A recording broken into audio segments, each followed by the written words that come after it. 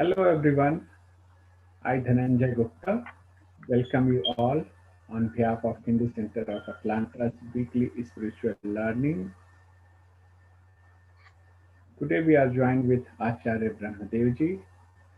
Acharya has been giving a series on universal Vedic living values. He will cover the topic of spirituality in rituals. Today, Acharya Brahmadevji has an inclusive educational background in science, banking, management, and Darshanacharya Vedic philosophy, Darshan Yoga Mahavidyalaya, Gujarat, and a diverse career in financial services, industry, and at Arya Sabha Mauritius. He has been a key resource person for Arya Sabha Mauritius on the universal Vedic values, yoga and meditation, and on interfaith and intercultural dialogue at various national and international forums. The Mauritius Council of Religions, Arya Pratinidhi Sabha America, Greater Atlanta Vedic Temple, and Hindu Center of Atlanta Yoga and Meditation Center incoming. He is author of numerous insightful articles on Vedic philosophy and contemporary issues in English and French. Over to Acharya. Om Namaste, everybody. Welcome to the session of today. Let's sit down straight with the back, the neck, and the head in one vertical line. Body totally relaxed, with the eyes gently closed, and at the same time closing the mind to external thoughts and the heart to external emotions. Be present within yourself. Bring the focus. Deep inhale and exhale. And while exhaling, we're going to chant Om, the universal sound. Also, the main name of Ishvara God. And while chanting Om, sense the sound waves going and the vibrations of the chanting, which starts when O is pronounced. It starts with the vibrations at the stomach, the digestive region, slowly growing up the nervous system within the spine, and when the last Ma M is pronounced, you can sense the vibrations at the level of the brain. So feel the vibrations which restores the energy level across the whole body.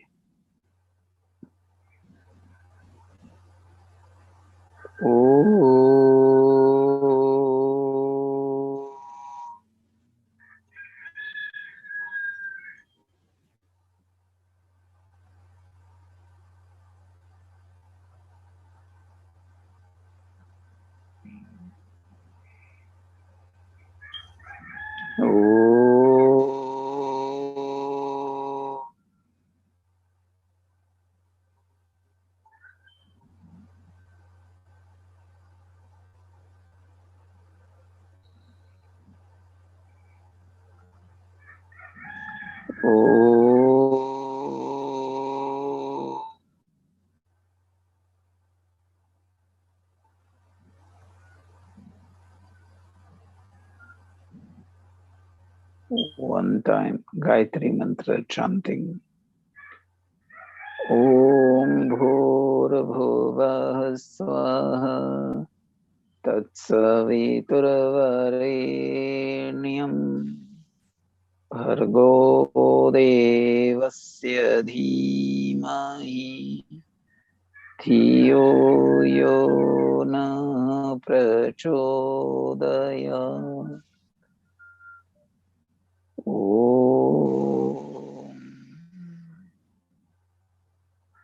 Join the palms together. gently rub them, cover the eyes, and slowly open the eyes below the palms and transfer the energy to the facial muscles. Welcome again. We're going to probably over the next 3-4 sessions look into the spiritual aspects behind rituals, and especially focusing on the sanskaras. The sanskaras, 16 of them, the first one being the Garbhadhan sanskar, or the conception ceremony.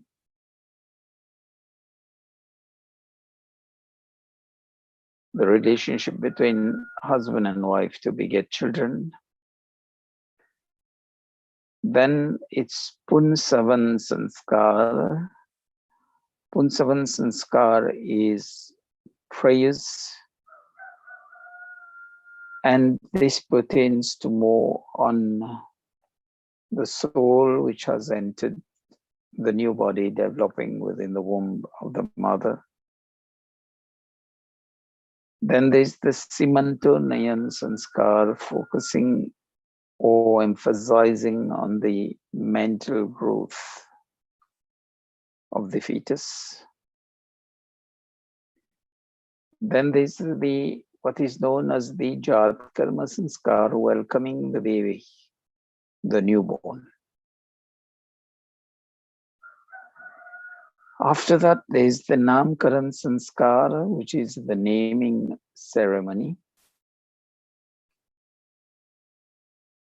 Then comes the Nishkraman sanskar, that is between the day the child is born and the first 3 months the child is kept within the house, just to familiarize with the inner environment of the house, stabilizing there. And then Nishkraman is the outing, the first outing, where starting the child is being introduced to the outer environment, familiarizing with the outer environment. Then comes at year 1, no, at 6 months is Annaprashan sanskar, gradual feeding of semi-solid food. On the first year is the Mundan sanskar, Chura karma as it is called, removal of the hair, shaving of the head. Then on year 3, it's Karnaved sanskar, piercing of the ear, which is done according to Ayurveda. It just pierces one region of the ears, which promotes the immunity, boosts the immunity of the child. Then at around year 8, it may be before or slightly later, but not later than year 10, it's the Upanayana sanskara, consecration of the sacred thread to the child, and which is done simultaneously, the Vedaram sanskara, starting to study the Vedas. And they are worthy to be noted. The induction to the study of the Vedas is done through the Gayatri mantra or the Maha mantra. Then the completion of education, what is known in modern days as the graduation ceremony, is the Samavartan sanskara. Then comes Grihastha ashram, Vivas sanskara, married life. So the ceremony of marriage. Then on retirement comes Vanprasth sanskar. Formerly, when people were retiring, they went to the forest, some sort of seclusion from society that restarts consolidating the spiritual base. And that's around the age of 50, 60, and at the age of 75, there comes the sannyas ashram, introduction to seclusion, renunciation stage of life. And the last one is the Antyeshti Sanskar. It's the funeral rites, the cremation. So those are the 16 sanskar. Now let's look at why. We'll start with the first one, the Garbhadhan Sanskar, which is the sacrament of conception.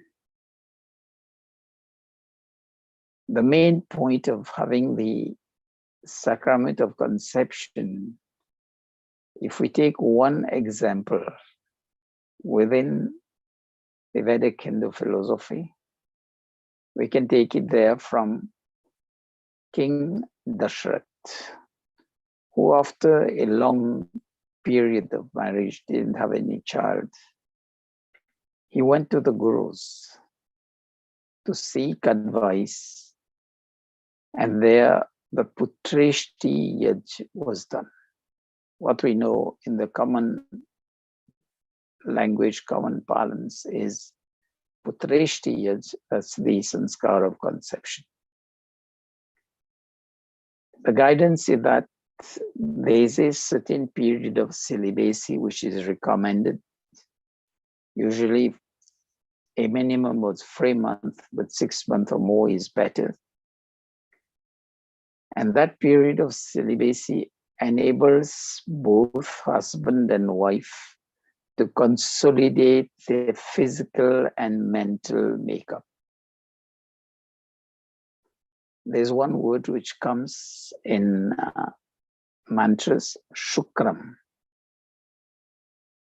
re-energizing, revigorating the body, the mind, and the spirit.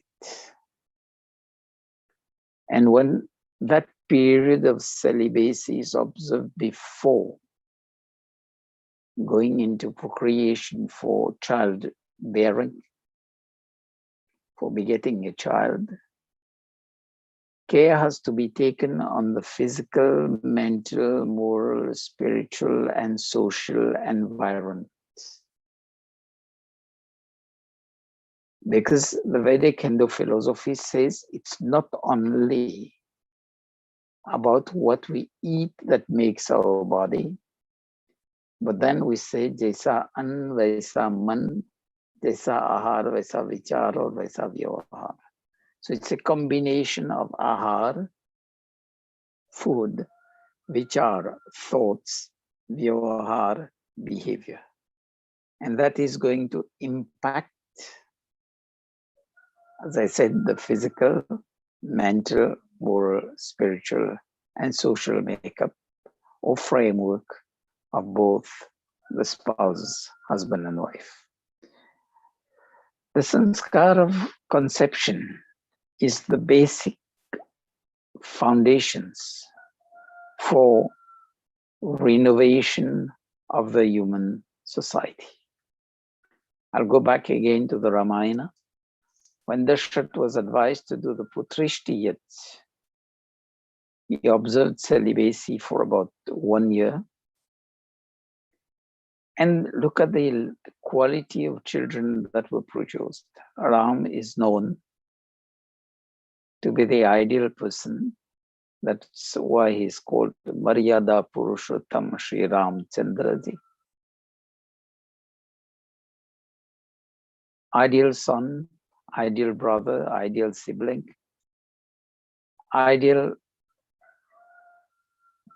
prince, ideal student to the gurus, and then ideal husband, ideal ruler. And even when he had to fight the war, when he went into exile, he kept to those ethics in his life. When he went to war to fight Ravan, there also it was a war based on ethics. There was a time to fight, a time to rest, and no fighting during the night, etc. So these are the qualities, the virtues that transcend into the newborn. It's not only a question of the food and drinks, but also be careful on our thoughts, our behavior, and society. Because the makeup of the child is not only genetical.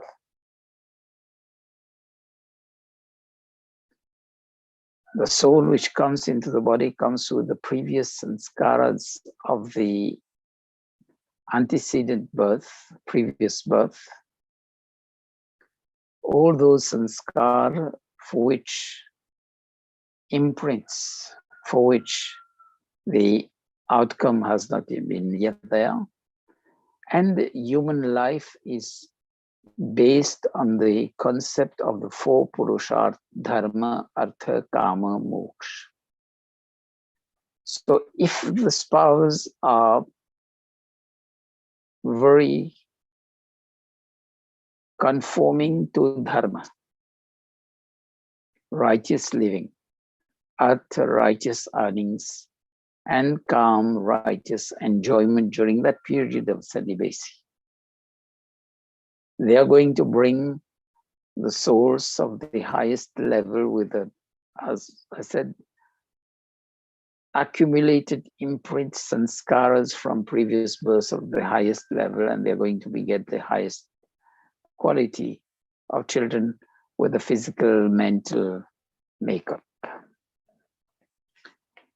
This is the theory of heredity in modern science, which comes, but modern science also acknowledges that the outer environment and the inner environment both counts in the development of the fetus within the womb of the mother. And that starts well before. And the mindset, the influence of those hereditary factors and the environmental factors have a bearing. There's the research done, related theory on genes of Galton and Wiseman, which comes on the hereditary factors, genetic human engineering, and that is by Harvard University. And there are so many research done worldwide about genetic engineering. That is, when we are careful about our own inner and outer environment before procreation for childbearing, then we consolidate physical, mental, moral makeup.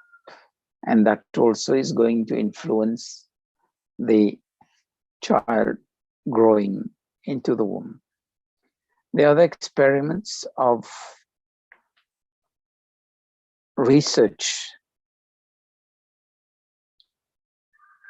whether the environment is going to play, the outer environment is going to affect the child or not during that crucial period of procreation and onwards, the 9 months.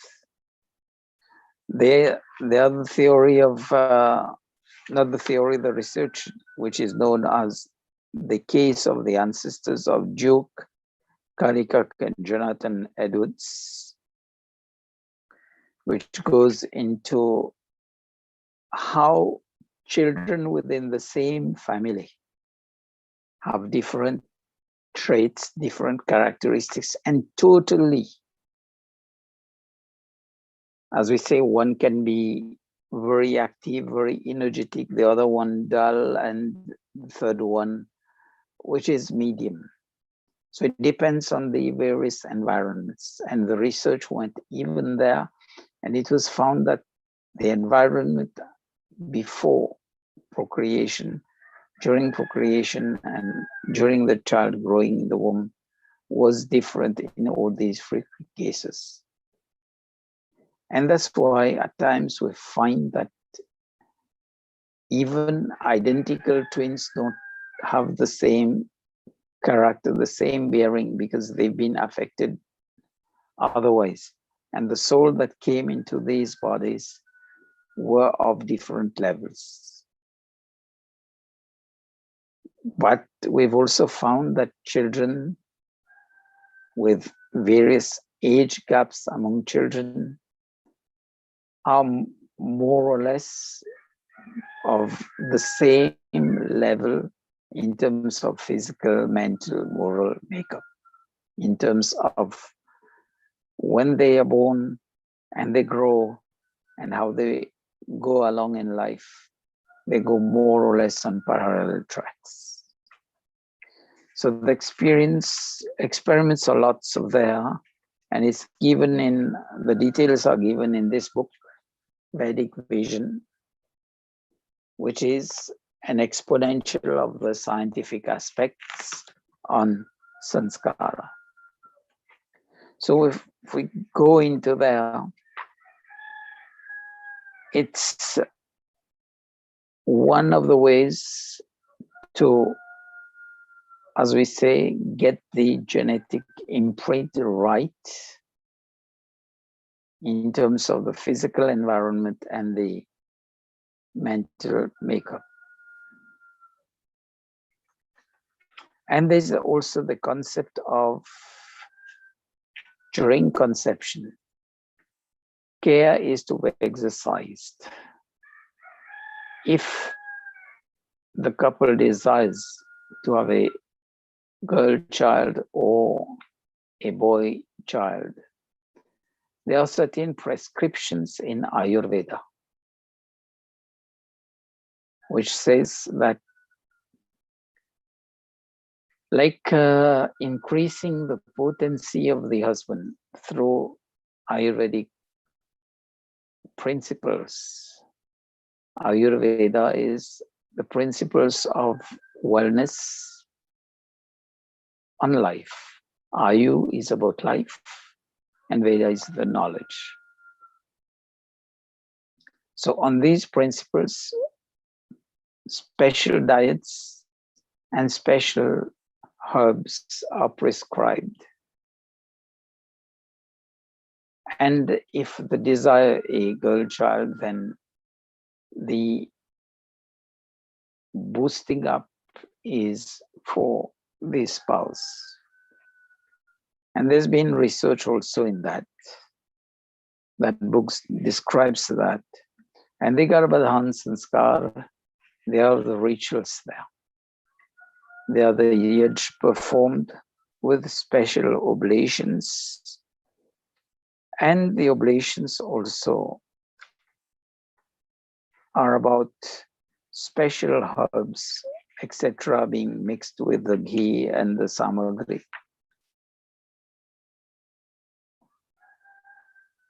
And it's good to understand the basics of the mantras. One is, if we can know in brief what the mantras means, that's fine. Otherwise, when the yaj is done, if the couple just focus on the mantra chanting, the sound waves, the vibrations, that will bring the sense of serenity, quietness, quietude within them. And that inner peace within that, when they move into procreation for begetting the child, that will be the peaceful, harmonious environment. And that's one way also of enhancing. As I said, when we say ahar, vichar, vyavahar, it's about caring of the food, because during the sanskar, there's ghee, milk, and sugar, rice, some sort of kheer with dried fruits, etc., there to boost the potency. And then some of them are given as ahutis to the fire, just that the fire breaks them into microparticles, sends them into the air, and we breathe this air that goes directly into the lungs Digestion takes about 6 to 8 hours to go in the bloodstream, and takes about 24 to 48 hours to really increase the potency. But then this one is through breathing that goes into our blood system directly. And then there is a question of taking also blessings from the elderly within the family. That is an important part. So that after the sanskar, blessings are taken from the family, especially the immediate family, if it's a joint family, everybody becomes conscious that they have to be careful in maintaining a harmonious environment within their home. So that was the concept behind the Putreshti Yads in the Ramayana. The next sanskar after that is the Punsavan sanskar. The Punsavan sanskar is when conception is confirmed, and then that sanskar is performed, where special attention now is being paid to the diet, to the food and drinks of both the spouses, because the husband moves along in creating the harmonious environment within the home. But then that caring about the diet and everything goes about the physical growth of the child in the womb. And then it's about the tender feelings of the husband to the wife. So it's a question of making the mental, physical framework of both the husband and the wife. And it shows that the husband should exercise the utmost care in whatever be the dealings towards the pregnant wife.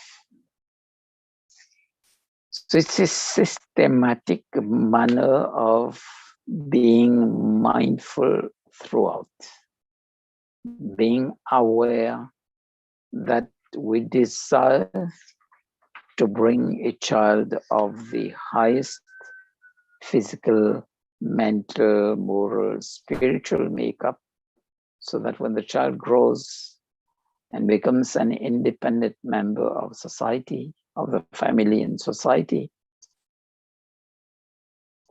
it is 10 steps ahead of the father and the mother. And that's how we create a better generation. And after that is the Simantonayan Sanskar. It's about the mental development ceremony. It's usually performed in the 4th month. And the reason for this sanskar is the mental makeup of the child. The brain starts now developing with a maximum, as we say, speed. The highest growth, or the real growth of the brain, starts there at the 4th month. And this sanskar is to make the parents and those around aware of that fact. So we'll see that the rituals have the underlying spiritual aspect of bringing awareness at each and every step. And as we know, we say, Matriman Pitriman Acharyavan Purusho Veda. So the mother comes first in the line of preceptors, teachers, mentors of the child. Second comes the father, and third will be the gurus, mentors in life. So that's the focus on the psychic reflections of the mother. And there the example comes on Abhimanyu in the Mahabharata. Remember, Arjun was talking about the Chakravyuh to Subhadra, and Subhadra fell asleep, and she didn't listen to the end of it, how to come out of the Chakravyuh.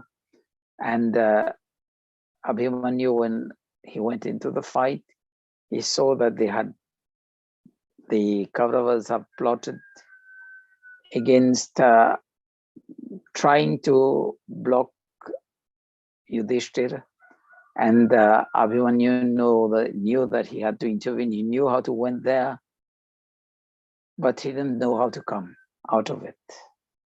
So that shows the impact of the mental, the psychic status that goes during when the child is developing in the womb.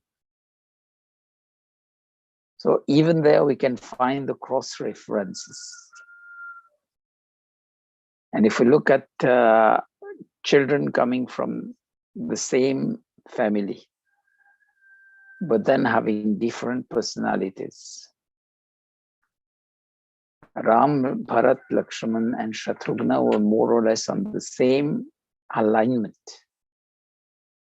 But look at Ravan, Vibhishan, and Kumbhakarna. So that gives the example there. Totally different personalities. So that's the importance of these sanskara, and these free sanskaras are pre-birth, before birth. Then at birth, there's the ceremony of welcoming the newborn within the family. Yajna is done as normal, but then with a golden stick, like we say the nib. Usually it's a small wire in gold with the nib, the point is rounded, and we use a mixture of ghee and honey. We write Om on the tongue of the child.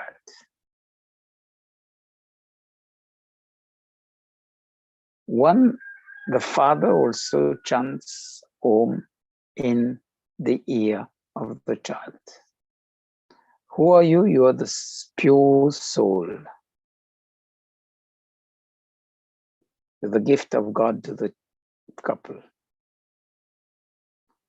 Remember, if we say the parents are all in the makeup of the child, then who has programmed where to fix the arms, where to fix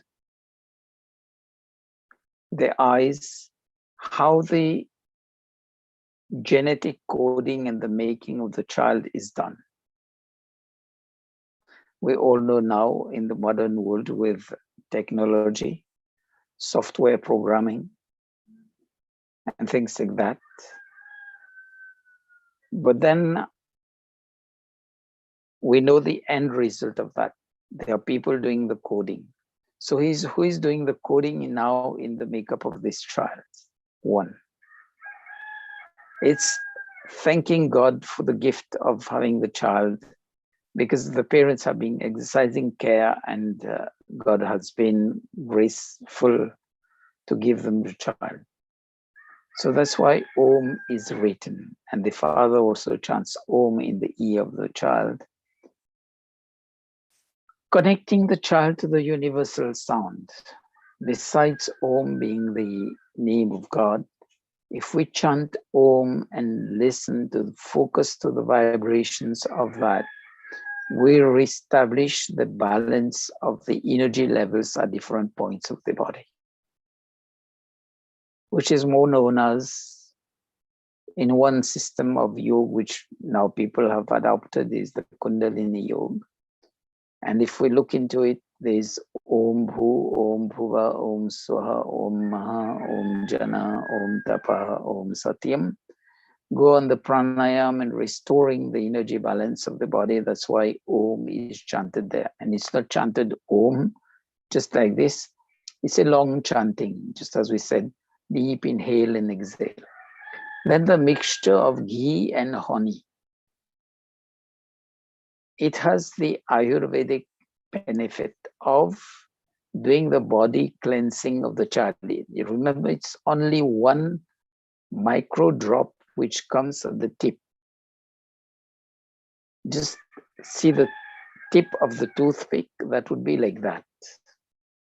But that is in gold. Gold because it's the symbol of purity. It's the highest known element of this world with the highest purity. It is more sattvic, and ghee and honey also are sattvic particles.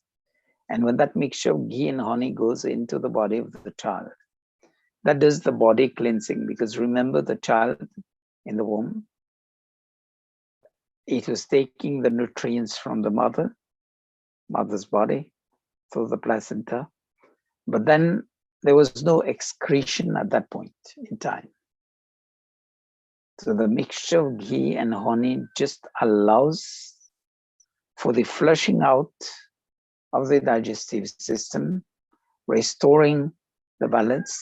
And at the same time, ghee and honey being sattvic, boost the sattvic components in the physical makeup of the child. So that's the importance of the Jat Karma Sanskar, welcoming the newborn within the family. After that, within the 40th day, that is between the 11th and the 40th day, the day, remember all these sanskar are to be done. It says, Maharishi Dayananda Saraswati says, the Muhurat is the time and day when the positivity level, man, vani, sharir, say, that is from the point of view of the inner and outer physical and mental makeup, both are having the feeling the highest level of happiness. And the naming ceremony is there because why? The name given is not a random name. The name is chosen to have the meaning that inspires, or will always inspire the child to be righteous in life.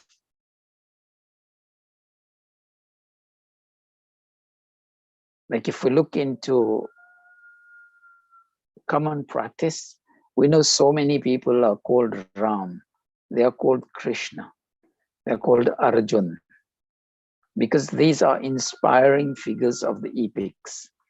But have we ever heard of somebody being named Kumkaran or Ravan or Duryodhan or Dushasan? No.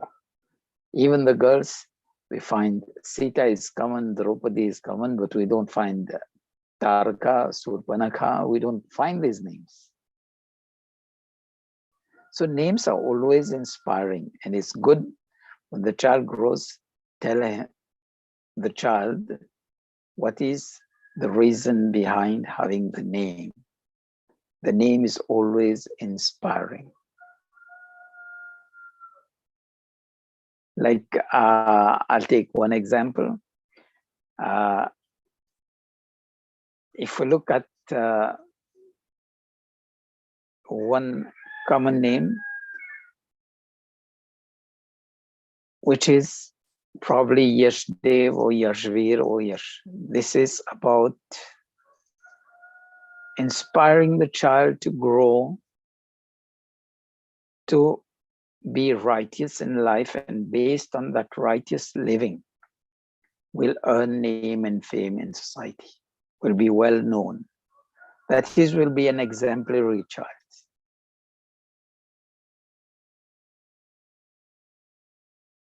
We'll find a set of names like this. And in this Sanskara Vidhi, there's some people go on the basis of looking for the alphabets and everything, but that is not a hard and fast rule. People do that just to get the mental satisfaction. The most important is to get the name which inspires and inspires to the child, inspires the child to grow and realize the objectives of those names. And the most observed pattern has been to get names associated to one of the characteristics of God, like Vishnu, like Indra, or if we even go into the common names nowadays, if we find the girl's name is Priya, Priya means loving. So each and every name like this, that is going to, if we are mindful at often repeating the meaning of the name to the child, that is going to shape the personality of the child according to that name. So these are the importance of the sanskaras. Next, we'll be looking into the Nishkraman Sanskar, which is the first outing after getting that period of stabilization within the home. And then we'll be looking at Anprashan Sanskar, the first feeding of semi-solid food. After that would be the tonsure ceremony or the Chura Karma Sanskar. And then onwards we'll be going into those. So I just hope going into the details of the sanskaras will provide some insight on the purpose of these sanskaras and what are the scientific and spiritual underlying factors on the purpose of these sanskaras. Any questions? I'll take them. Otherwise, we'll do for the closing. Remember, any questions can be sent also through email or through Facebook Messenger. It's Hindu Center of Atlanta. And the email is hinducenterofatlanta@gmail.com. Thank you.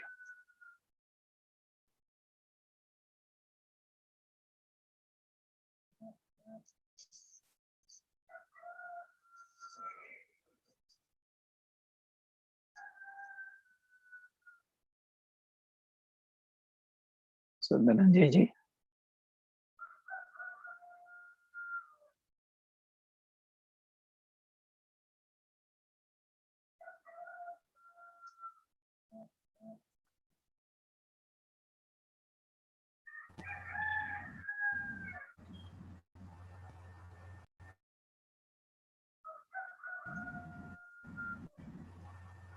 Thank you, Acharya for your beautiful explanation of the different sanskaras in Vedic philosophy.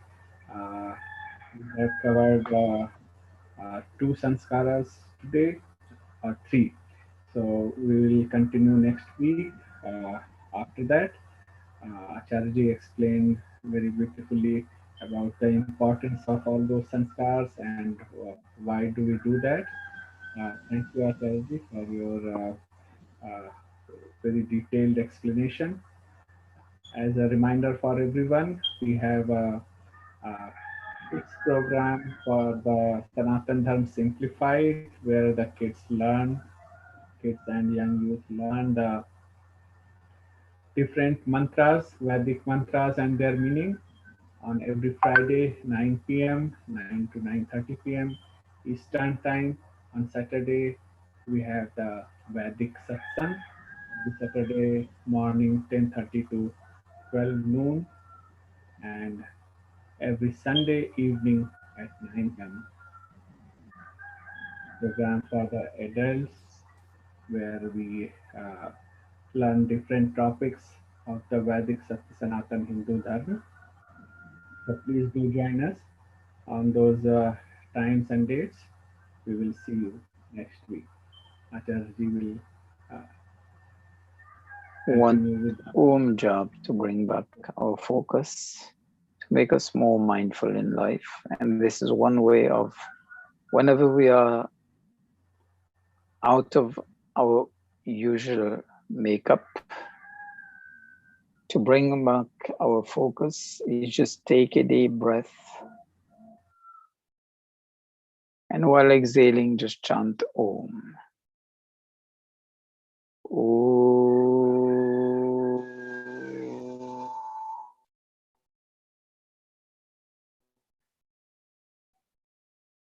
Thank you. Namaste, everybody. So have a nice week ahead.